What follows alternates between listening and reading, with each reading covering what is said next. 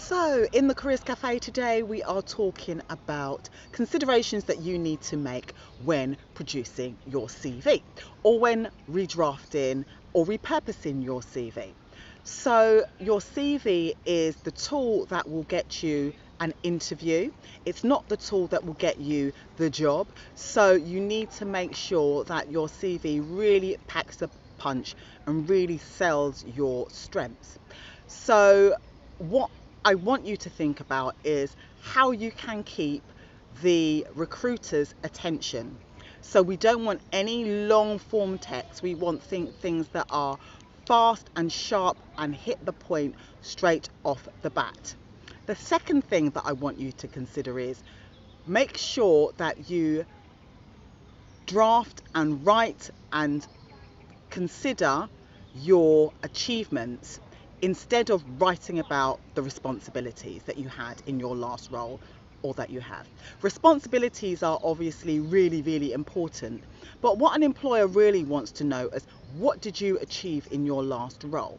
So instead of saying I was in charge of waste management, say you reduced wastage by X amount over X amount of time, or you produced or increased sales by X amount in X amount of time. So you are really showing your employer what you can bring to the table if they were to offer you the job. So it's really making sure that your benefits, the things that you are really good at, jump off the page. The next thing that I want you to consider when writing and drafting your CV is making sure that the most important information comes first. So if you don't have great qualifications, put them at the end of your CV. If you have great work experience, put that at the beginning of your CV. If it's the other way around and you have great qualifications but lack the work experience, do it the other way. So you need to make sure that whatever is most important, and as I said before, sells yourself for that interview, comes first. I also mentioned earlier in this video that we don't want any long form text and large paragraphs. Short, sharp bullet points is what an employer needs to see. They skim your CV, and a recruiters, especially the first stage recruiters, their job is to get rid of CVs rather than keep CVs. So they want to get rid of the vast majority of CVs, and probably they're only going to invite 5 people if you're going straight to interview to an interview stage. Obviously, if it's an assessment day, which is the first round, more people will get interviewed, but your CV really needs to jump off the bat, really be clear, clean and concise, and bullet points are an ideal way of doing that. The next thing I want you to consider, and I have seen so many CVs that are like 5 to 7 pages long. No, that is too long. As I mentioned, an employer, a recruiter, they don't have much time. If it's going to take them too long to go through your CV and decipher the information they need, they're not going to read it. It's just going to get straight on the pile that says no. And as some of you will know, sometimes they don't even reply to you with a no. So your CV just goes straight to the reject pile. So your CV should be 1 or 2 pages maximum. Now, some of you may have long careers. I would say only include the last 10 to 15 years worth of your employment history. They're the most important ones. Don't include anything that's not relevant. For example, if you've had a portfolio career where you've done lots of different things, only highlight the jobs that are relevant to that post. You may include the others so that people know that you haven't had long employment gaps, but only write short, sharp lines about those rather than long-winded parts of your CV and taking up space. 1 or 2 pages. So the next thing that I want to talk to you about is including effective titles in your CV. So, for example, if you work in accounting, a bad job title would be just accounting. What you need to have in the titles of your jobs is a little bit of a description. So instead of accounting, have accounts receivable and bookkeeping manager, for example.